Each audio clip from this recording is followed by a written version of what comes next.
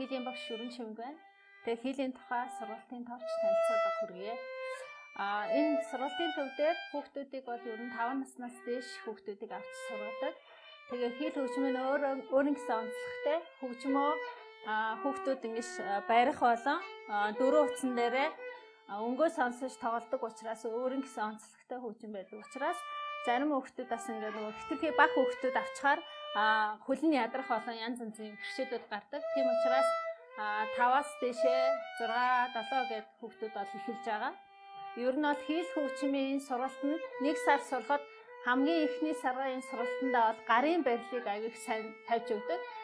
Гарын барилыг сайн тавьсны дараа энэ нөгөө Shinichi Suzuki гээд Японы зохиолч маань ийм цуврал ном бэлдсэн байдаг. Энэ зохиолынхаа дагуу хүүхдүүдийг сонирхогч хүүхдүүдэд ингээ заагаа явдаг баа. 1 сар сурахад бол гарын барилаа сураад бас жижиг хүүхдийн аюунаас сурна. Ер нь 3 сар сурсны дараа бол хүүхдүүд маань илүү хөгжмөнтэйгээ илүү нарийн танилцаад тэгээд нэлээд хэдэн дуунуудыг тоглож сурсан байдаг. 6 сар сурсан тохиолдолд бол хүүхдүүд маань ер нь бол арай илүү гүнзгий түвшин рүү ороод тэгээд Монгол дуунууд руу сурах илүү боломжтой болж ирдэг.